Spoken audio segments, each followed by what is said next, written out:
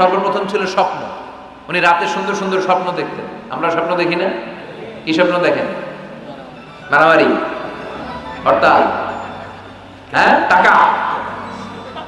আর কি দেখো তোমরা? জিহাদি। তো বিশ্বনবী স্বপ্ন দেখতেন, আর রুইয়া as-সালিহা, সত্য সুন্দর স্বপ্ন। আর রাতের বেলা বিশ্বনবী যাই স্বপ্নে দেখতেন, দিবালোকের আলোর ন্যায় সকালে এটা সুস্পষ্ট হয়ে যেত। চিল্লায় এখন সুবহানাল্লাহ। কারণ নবীদের স্বপ্নটা ওহী। নবীদের স্বপ্নটা কি? নবীদের স্বপ্ন যদি ওহী না হতো, তাহলে একটা স্বপ্নের উপর ভিত্তি করে সাইয়েদনা ইব্রাহিম আলাইহিস সালাম ছেলের গলায় ছুরি চালাতেন না। এটা ওহী ছিল, এটা আল্লাহর পক্ষ থেকে স্পেশাল অর্ডার ছিল। চিল্লায় বলেন ঠিক কি না? তার মানে বিশ্বনবীর জীবনে প্রথম ওহীর সূত্রপাত হয়েছে স্বপ্ন দিয়ে। তারপরে বিশ্বনবীর কাছে নিঃসঙ্গতা, নির্জনতাকে প্রিয় করে দিল কে?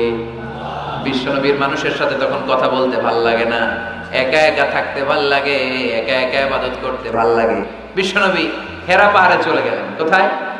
মক্কা থেকে উত্তর দিকে 634 মিটার উঁচু ওই পাহাড়ে যে তাআব্বুদাল লায়ালি, রাত্রিবেলা তিনি ধ্যান করতেন, মেডিটেশন করতেন, চোখ বন্ধ করে স্রষ্টার অস্তিত্বকে খুঁজতেন। খুঁজতে খুঁজতে খুঁজতে 40 দিন ধ্যান করার পরে, 40 দিন আধ্যাত্মিকতার এই চর্চা করার পরে ফাজাহুল হক, সত্য বিশ্বনবীর কাছে এসে ধরা দিল। সাইয়েদনা জিবরাইল চলে আসলেন, এসে বললেন, ইয়া মুহাম্মদ ইকরা, পড়ো। জান্নাতের একটা রেশমি কাপড়ে সূরাতুল আলাকের 5 আয়াত লেখা, রেশমি কাপড়ের ভেতরে ওই রেশমি কাপড়টা ধরে বিশ্বনবীকে বললেন। এই প্রথম বিশ্বনবী সাইয়েদনা জিবরাইলকে দেখলেন আর বললেন, ইয়া মুহাম্মদ ইকরা, পড়ো। বিশ্বনবী বললেন, মা আনা বিকারি, আমি পড়তে পারি না। সুবহানাল্লাহ পড়ো।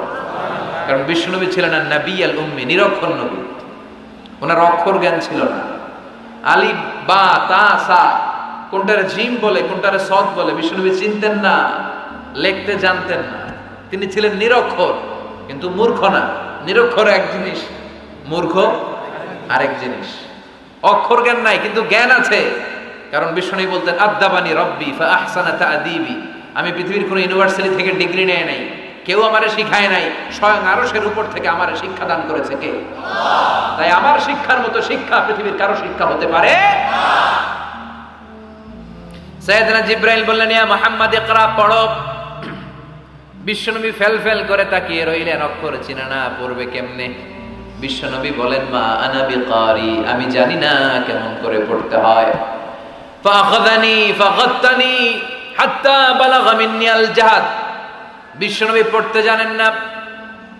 যখন বললাম আমি পড়তে পারি না, সাইয়েদনা জিবরাইল বিশ্বনবীকে জড়িয়ে ধরলেন, বুকের মধ্যে জড়িয়ে ধরে যত জোর ছিল বিশ্বনবীকে একটা চাপ দিলেন। বিশ্বনবী বললেন, চাপের চোটে আমি আমার বুকের ভেতরে ব্যথা পেলাম।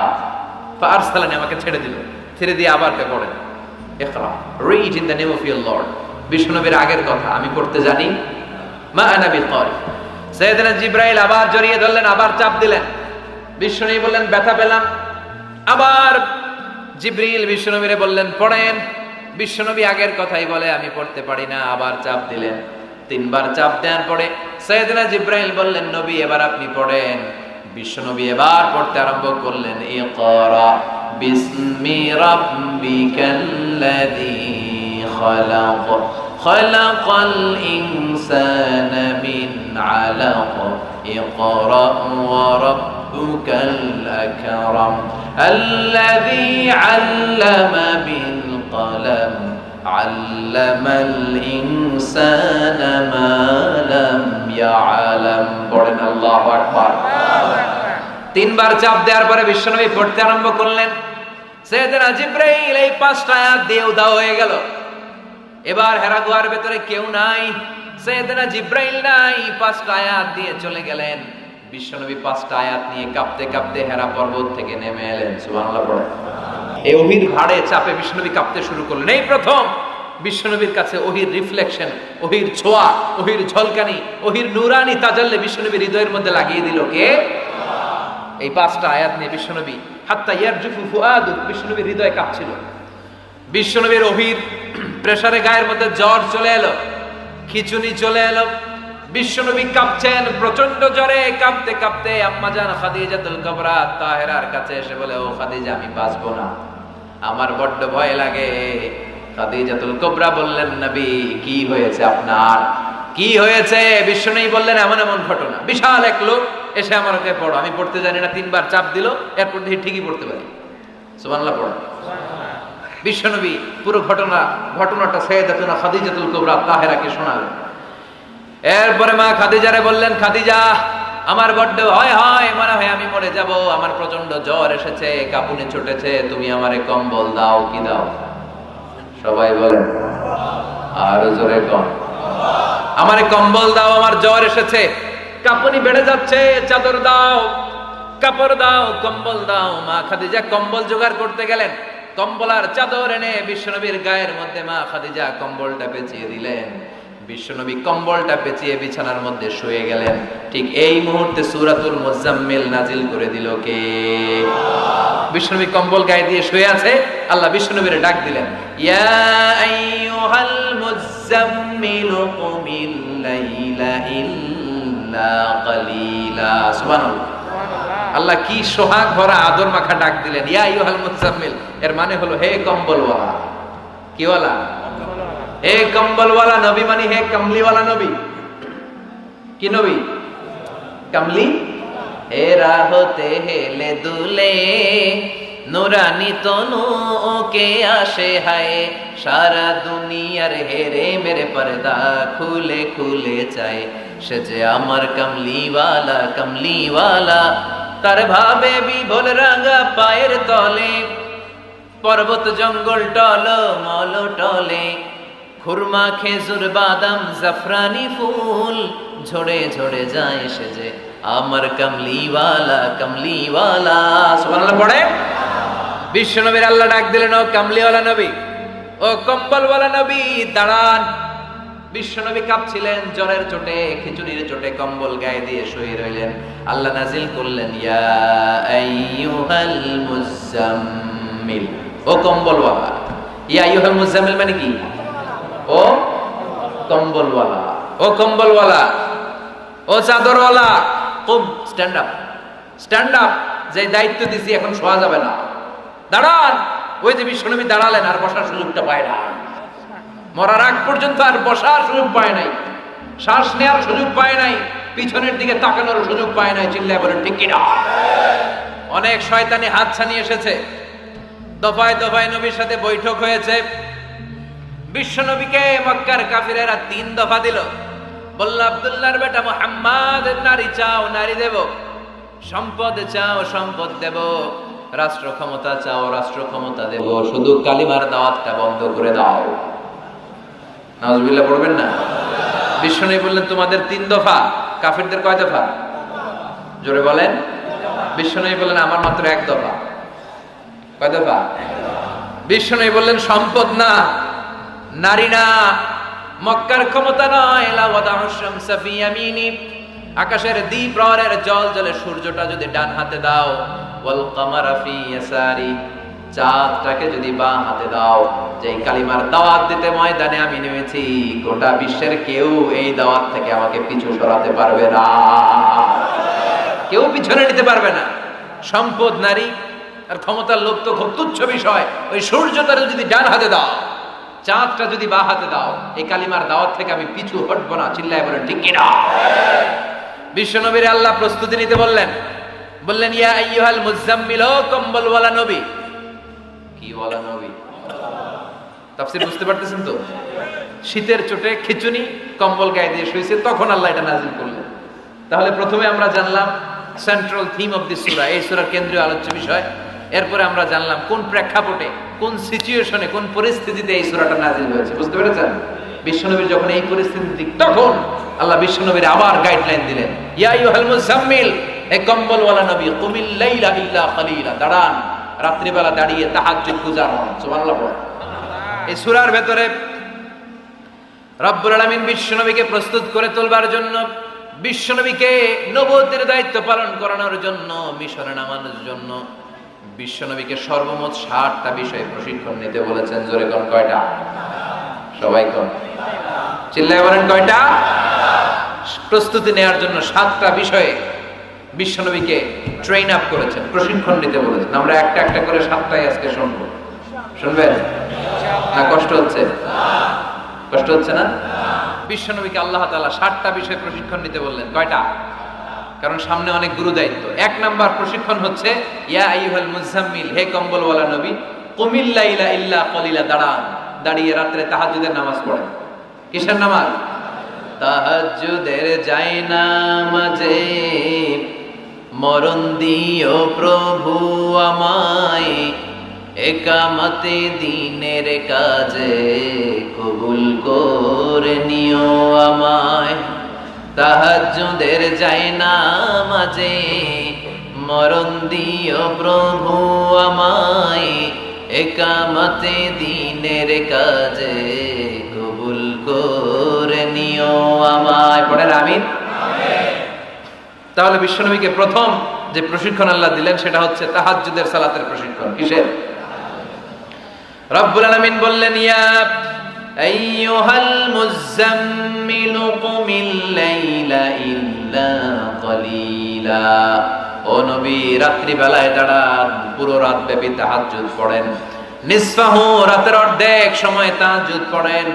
আও ইনকুস মিনহু কালিলা, অথবা তার চেয়েও কিছু কম পড়েন। আও জিদা আলাইহি, অথবা তার চাইতেও বেশি পড়েন। ও নবী রাত্রিবেলা দাঁড়িয়ে তাহাজ্জুদের সালাত পড়েন। কিসের সালাত? তাহলে বিশ্বনবীকে মিশনে সফল হওয়ার জন্য সর্বপ্রথম যে ডিরেকশন আল্লাহ দিলেন সেটা হচ্ছে তাহাজ্জুদের ডিরেকশন। কিসের? তাহাজ্জুদ পড়েননি আপনারা? পড়েন? হ্যাঁ, হুজুর ফজর নামাজই তো পড়ি না। কি পড়ি না? তাহাজ্জুদ তো তাদের যারা ফজর পড়ে, যারা ফজরই পড়েন ওরা আবার কি তাহাজ্জুদ? কথা বলেন। এই তাহাজ্জুদের সালাত আদায় করলে সম্মান বাড়িয়ে দেয় কে? ঘুমের আরবিতে কিছু নাম আছে। ঘুমের একটা নাম হচ্ছে নুআস। নুআস মানে ড্রোজিনেস। বাসে বসে আছেন, বাসে ঝুলে আপনিও ঝুলতেছেন, এরকম হয় না?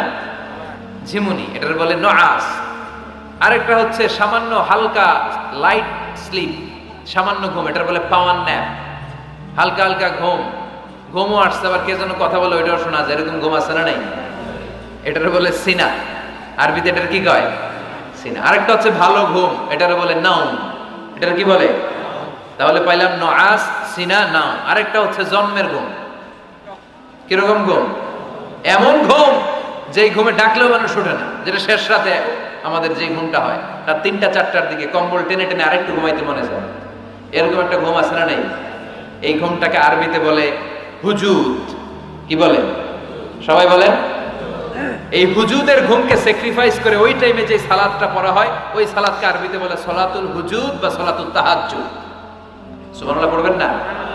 এজন্য রাব্বুল আলামিন বলেন, ওয়া মিনাল লাইলি ফাতাহাজ্জাদ বিহি নাফিলাতান লাকা আসা আন ইয়াবআসাকা রাব্বুকা মাকামান মাহমুদা। ও নবী রাত্রিবেলা দাঁড়িয়ে আপনি তাহাজ্জুদের নামাজ পড়েন, আশা করা যায় বিশাল সম্মানিত মহিমান্বিত জায়গায় আল্লাহ আপনারে বসায় দিবে গো নবী। ঠিক কি না? তাহাজ্জুদের সালাত পড়লে মর্যাদা বাড়ায় দেয় কে? মুমিনের বৈশিষ্ট্য, তারা রাত্রিবেলা তাহাজ্জুদের সালাত পড়ে। ইমানদারদের বৈশিষ্ট্য, তারা হলো ফুরসানান নাহার রুহবানাল লাইল। রাত্রিবেলা তাহাজ্জুদের যায় নামাজে কান্নার ঝড় তুলে, দিনের বেলায় ঘোড়া হাঁকিয়ে জিহাদের ময়দানে জিহাদ করে। ঠিক কি না? দিনের বেলায় চলবে কি? জিহাদ। জিহাদের কথা বলাতে ভয় পাইছেন? হ্যাঁ, অনেকে এখন জিহাদের সাথে জঙ্গিবাদরে লাগায়, এরকম ডাকাইত আছে না নাই? জিহাদের সাথে সন্ত্রাসবাদকে মিলাতে চায়, চিল্লা এখন ঠিক কিনা? জঙ্গিবাদ আর সন্ত্রাস এক জিনিস, জিহাদ আরেক জিনিস। জিহাদরে ফরজ করছে কে? আর জঙ্গিবাদকে হারাম করেছে কে? জঙ্গিবাদকে দমন করার জন্য আল্লাহ তাআলা জিহাদের মতো বিধানকে ফরজ করেছেন, চিল্লায় বলেন ঠিক কিনা? যারা হকের পক্ষে, যারা কল্যাণের পক্ষে, যারা মানবতার পক্ষে, এরা হচ্ছে মুজাহিদ। আর যারা হক সহ্য করে না, মানবতাকে সহ্য করে না, শান্তির কথাকে সহ্য করে না, এরা হলো এক একটা জঙ্গি, চিল্লায় ঠিক কিনা? আবু জাহেল ছিল জঙ্গি আর বিশ্বনবী ছিলেন মুজাহিদ। ফেরাউন ছিল জঙ্গি, মুসা আলাইহিস সালাম ছিলেন মুজাহিদ। নমরুদ ছিল জঙ্গি, সাইয়েদনা ইব্রাহিম ছিলেন মুজাহিদ। বাংলার জমিনেও যারা হকের কথা বলে তারা হচ্ছে মুজাহিদ। আর যাদের হক সহ্য হয় না, ইসলাম সহ্য হয় না, কোরআন সহ্য হয় না, এরা এক একটা সন্ত্রাস আর জঙ্গি, চিল্লায় এখন ঠিক কিনা? এরা জঙ্গি। আমরা যারা সত্যের পক্ষে কথা বলি আমরা জঙ্গি না, আমরা মুজাহিদ। আমরা কি? মুজাহিদ।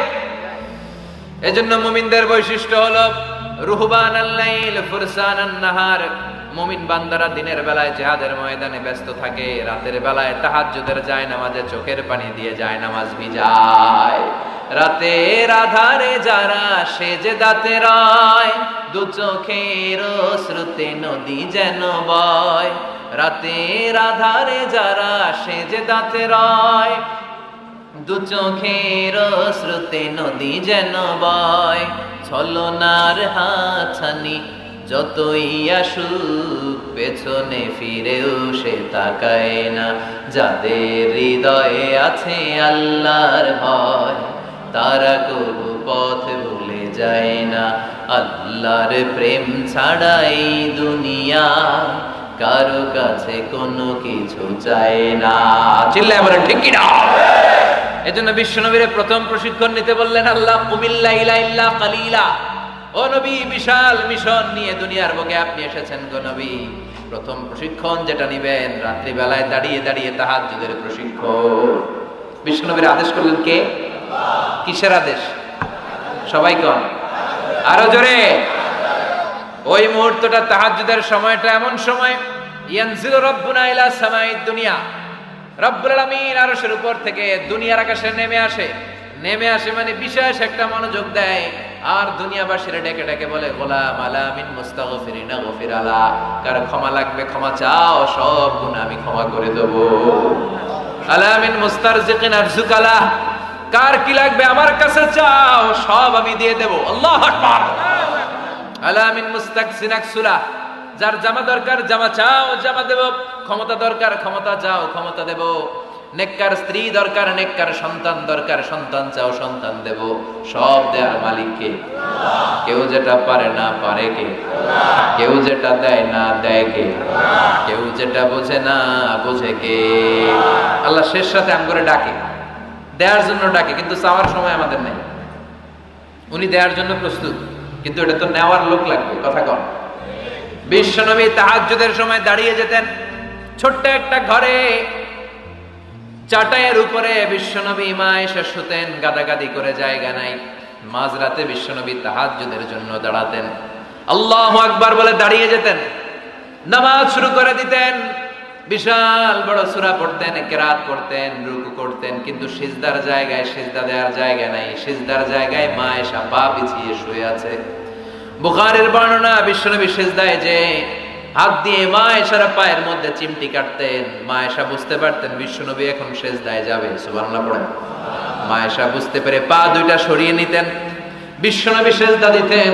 সিজদা দিয়ে বিশ্বনবী যখন আবার দাঁড়িয়ে যেতেন, মা আয়েশা পা বিছিয়ে আবার শুয়ে পড়তেন।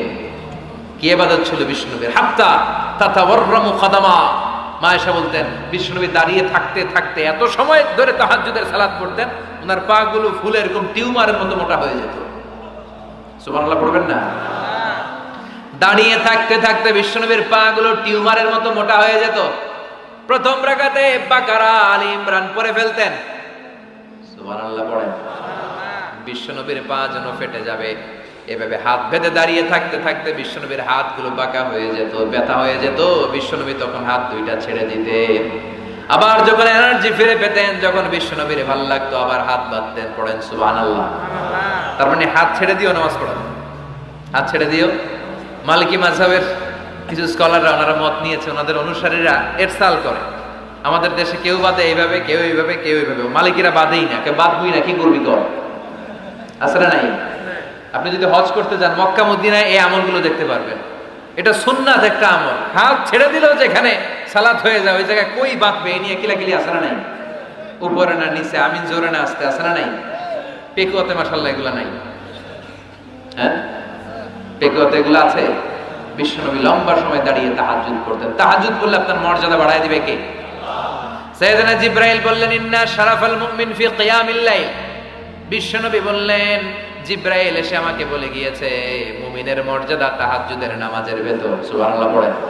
তাহাজ্জুদের নামাজ পড়লে মর্যাদা বাড়ায় দেয় কে? দুই নাম্বার, কুরবাতুন ইলাল্লাহ। তাহাজ্জুদের নামাজ পড়লে আল্লাহর সাথে নৈকট্য বাড়িয়ে দেয় কে? আল্লাহর সাথে কানেক্টিভিটি আপনার বেড়ে যাবে। আমাদের দুনিয়াতে সব জায়গায় কানেক্টিভিটি আছে। এমপির সাথে হাত আছে, চেয়ারম্যানের সাথে হাত আছে, ওই এসআইয়ের সাথে হাত আছে, পুলিশের আইজির সাথে হাত আছে, কিন্তু আল্লাহর সাথে হাতটা নাই। কথা কন, আসল জায়গায় কানেকশন লাগানো দরকার। চিল্লায় বলেন ঠিক কিনা? মান লাহুল মাওলা ফালাহুল কুল্লু। যে ব্যক্তি আল্লাহর হয়ে যায়, গোটা বিশ্ব তার হয়ে যায়। যে সব জায়গায় যে ধর্ণা দেয়, আল্লাহর কাছে ধর্ণা দেয় না, তার কোনো মর্যাদা নাই। আর যে ব্যক্তি সব দিক থেকে মুখ ফিরিয়ে আল্লাহর কাছে যায়, গোটা বিশ্বের সবাই তার দিকে তাকিয়ে থাকে। এজন্য সম্পর্কটা লাগাইতে হবে কোন জায়গায়? তার মানে তাহাজ্জুদ পড়লে মর্যাদা বেড়ে যায়, আল্লাহর সাথে সম্পর্ক বেড়ে যায়। বিশ্বনবী বললেন, মানহাতুনা আনিল ইসম। তাহাজ্জুদের নামাজ পড়লে, তাহাজ্জুদের নামাজ আপনারে পাপ কাজ থেকে বাধা দিবে। সুবহানাল্লাহ পড়েন। তাহাজ্জুদ যারা পড়ে এরা পাপ কাজ করে না। চিল্লায় কোন ঠিক কিনা? 4 নম্বরে মুকাফফিরাতুল লিসাইয়্যাত। পাপ আর অন্যায় যদি কিছু হয়েও থাকে, তাহাজ্জুদের নামাজ পড়লে তাহাজ্জুদের নামাজ পাপগুলোরে ধুয়ে মুছে সাফ করে দেয়। এজন্য তাহাজ্জুদ পড়ার দরকার আছে না নাই? বিশ্বনবী বললেন, আপনার প্রথম প্রশিক্ষণ হচ্ছে তাহাজ্জুদের প্রশিক্ষণ।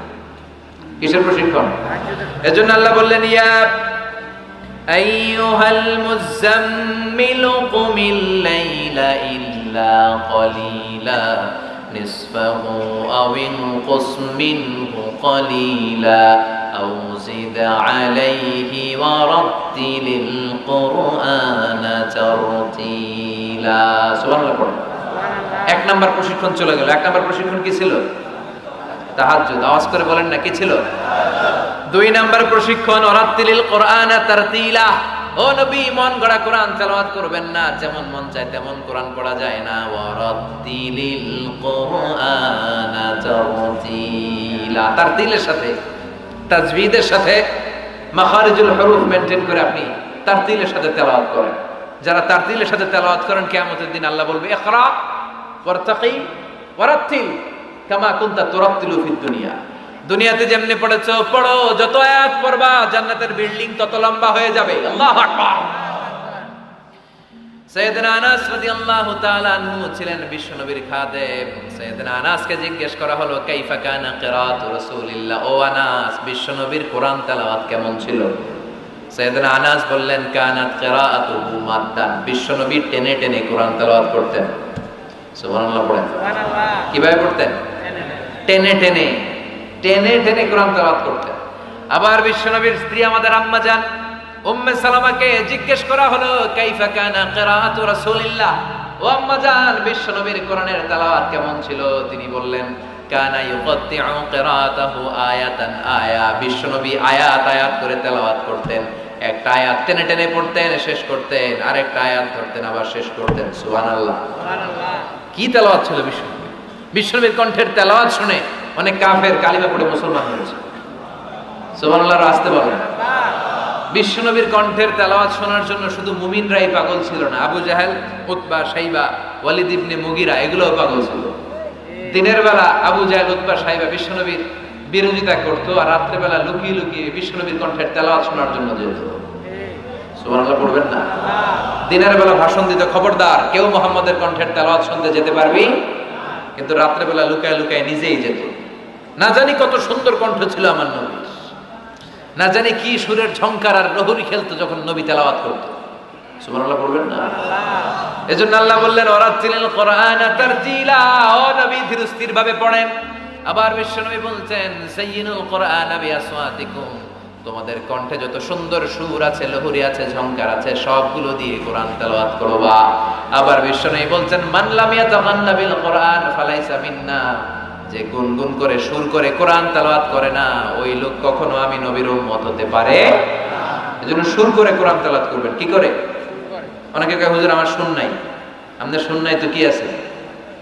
আপনার যেটা আছে ওইটাই সুর, যেটা আপনার আছে ওইটাই সুর। সুর নাই কে বলছে? টয়লেটের ভিতরে ঢুকলে বোঝা যায় কি সুর আছে।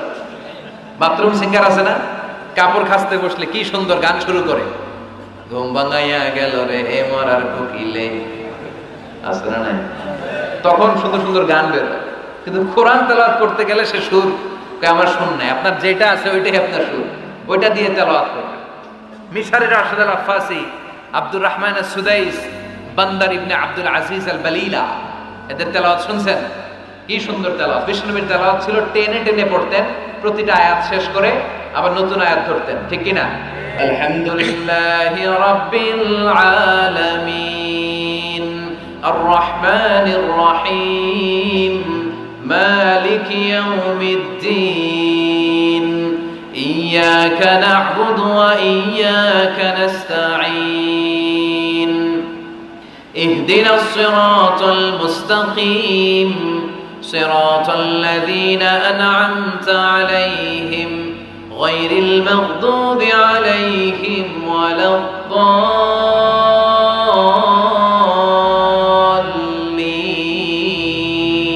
পড়েন আমিন। থেমে থেমে এক আয়াত শেষ আরেক আয়াত, ওই আয়াত শেষ তারপর আরেক আয়াত। বিষ্ণু বলে রুব্বা কারিলিল কোরআন ওয়াল কোরআনু ইয়ালআনুহু, কোরআনের অনেক কারি আছে যে কারীদেরকে কোরআন রহমত না দিয়ে লানত দেয়। এরকম আছে না নাই? বিশ্বনবী প্রতি আয়াতের পরে থামতেন, কি সুন্দর টেনে টেনে পড়তেন। আর আমাদের তারাবির নামাজে কি অবস্থা? জাপানের বুলেট ট্রেনও ফেল হাফেজ সাহেবের কাছে, আছে না নাই? হাফেজ সাহেবরা খবরদার, এভাবে কোরআন পড়বেন না। এভাবে কোরআন তেলাওয়াত করলে রহমত না পেয়ে আপনার কপালে লানত জুটবে। চিল্লায় বলেন ঠিক কি না? এজন্য 2 নাম্বার প্রশিক্ষণ রব্বুল আলামিন বিশ্বনবীকে দিলেন আর বললেন ওয়ারাত্তিলিল কুরআনা তারতিলা। ও নবী, রাত্রি বেলায় তাহাজ্জুদের নামাজে ধীরস্থির ভাবে কোরআন তেলাওয়াত করেন। এরপর আল্লাহ বললেন ইন্না সানুলকি আলাইকা কওলান সাকিলা। ও নবী, অচিরেই ভারী একটা কথা, ভারী একটা বাণী, অনেক ওজনওয়ালা কোরআন আমি আপনার উপরে নাজিল করে দেব। সুবহানাল্লাহ। কওলান সাকিলা, it's a very heavy and weightful word. কোরআনের এই কথাগুলোর একটা আলাদা ওজন আছে না নাই? বিশ্বাস হয় না সন্দেহ লাগে? বিশ্বনবীর কাছে যখন কোরআনের আয়াত নাজিল হতো, মা আয়েশা বর্ণনা করেন প্রচন্ড শীতের রাতে। কিসের রাতে? কথা শুনতেছেন? প্রচন্ড শীতের রাতে বিশ্বনবী ঘেমে ঘেমে একাকার হয়ে যেত।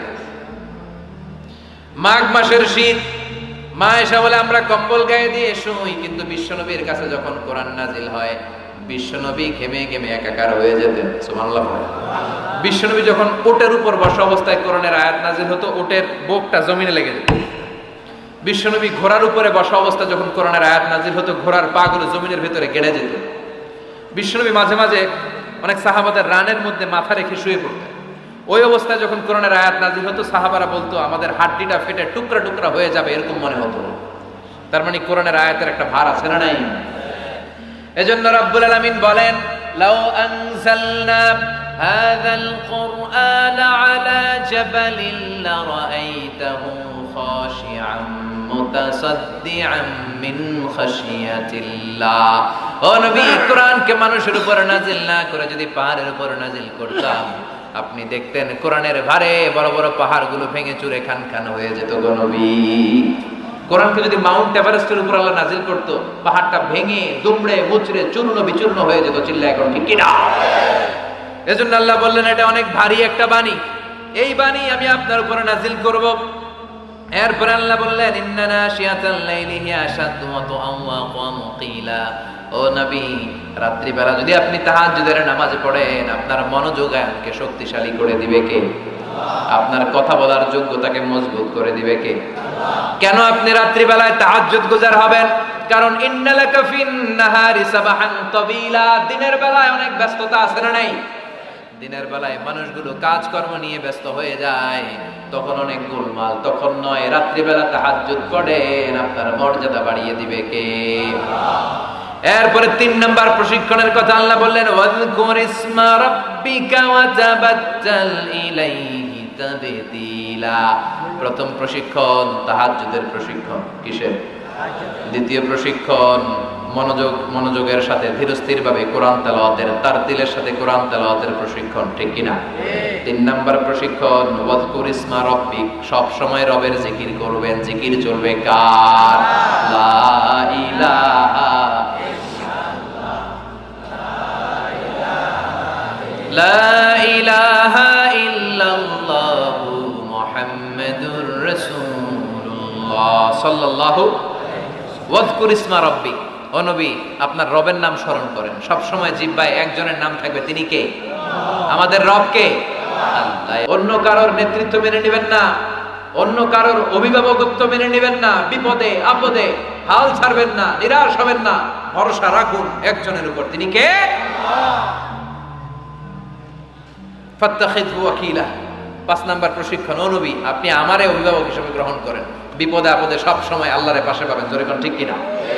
এরপরে 6 নম্বরে আল্লাহ বললেন ওয়াসবির আলা মা ইয়াকুলুন, কাফির মুশরিকরা যে সমস্ত গাল মন্দ আপনারে করে এগুলোর বিপরীতে রেগে না যে আপনি ধৈর্য ধারণ করবেন গো নবী। ওয়াসবির, ধৈর্য ধারণ করেন, কারণ ইন্নাল্লাহা মাআস, ধৈর্যশীলদের সাথে কে থাকে? আল্লাহ। চিল্লায় বলেন কে? ও নবী ওরা আপনারে অনেক কিছু বলবে, আপনি রেগে যাবেন না। বিশ্বনবীর কাফিররা কি বলতো জানেন? বলতো আপনি একজন কবি, বিশ্বনবী নাকি কবি। নাউজুবিল্লাহ কবেন না।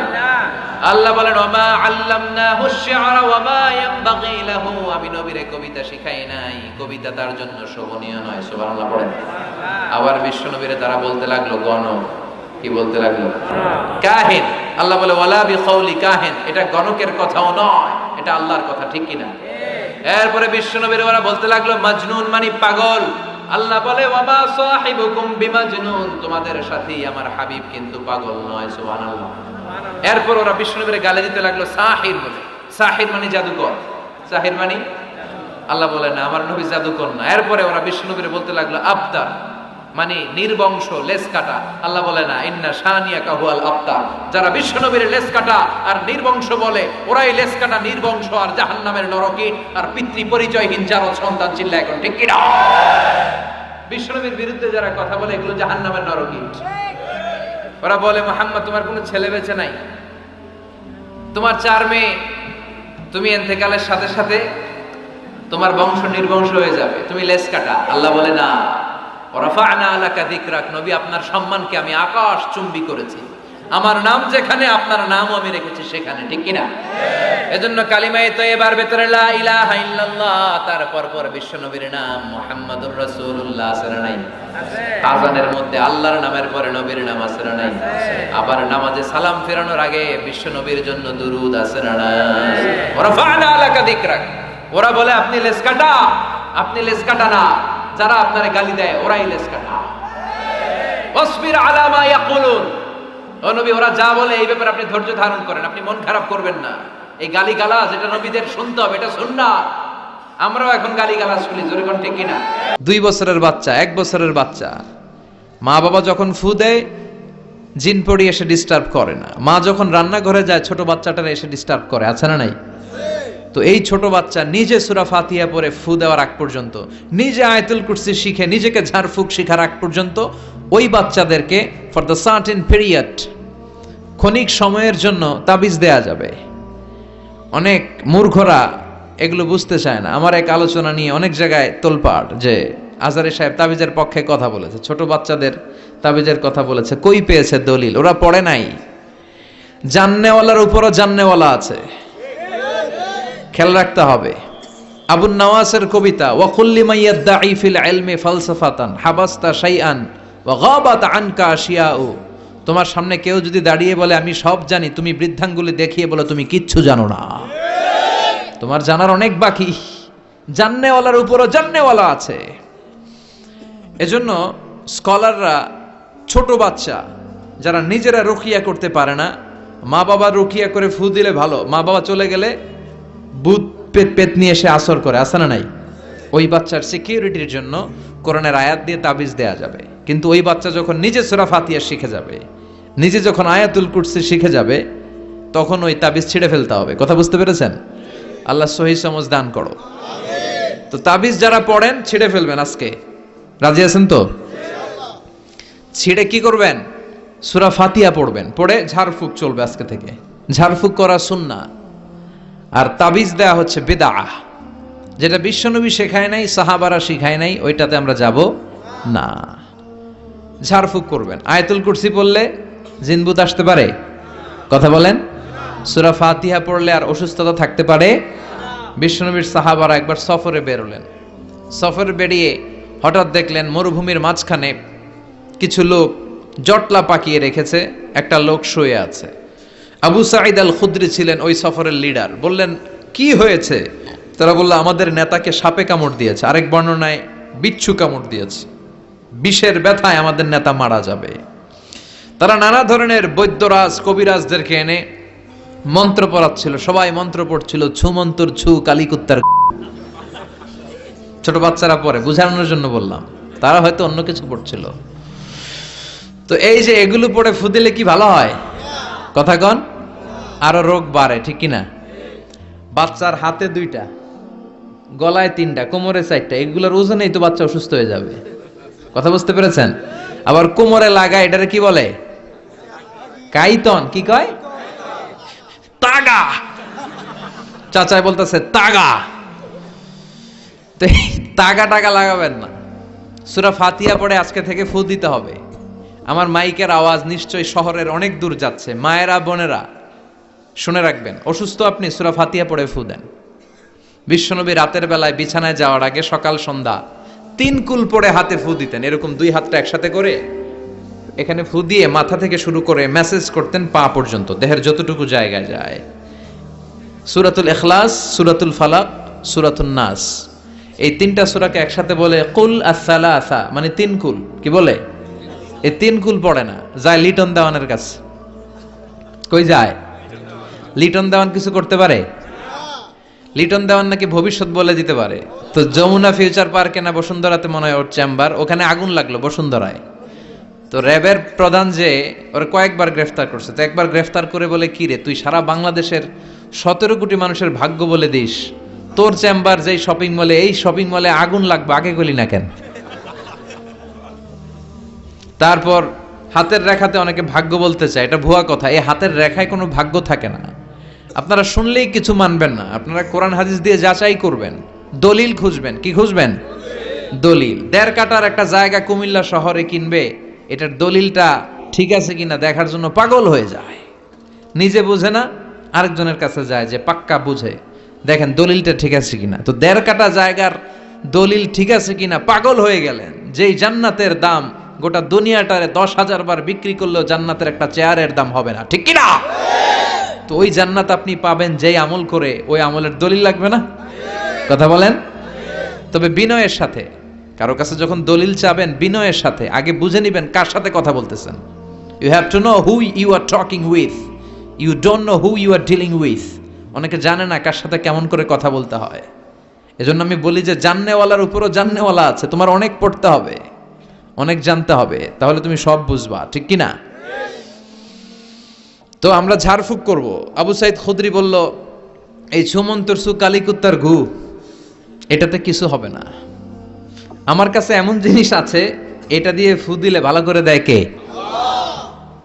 সবাই বলল, তাহলে আমাদের নেতাকে ভালো করো। আবু সাইদ খুদরি বলল, তাহলে আমার ছাগল দিতে হবে, 1 পাল ছাগল। ওরা রাজি হলো, সবাইকে সরিয়ে উনি বসলেন। এই জীবনে প্রথম উনি রুকিয়া করেছেন। সূরা ফাতিহা পড়ে একবার ফু দিলেন, চোখ বন্ধ ছিল, সর্দারের চোখ খুলে ফেলেছে। আবার ফু দিলেন, এবার বসে গেছে, আবার ফু, হাঁটতে শুরু করছে, পুরা সুস্থ। সুবহানাল্লাহ পড়েন।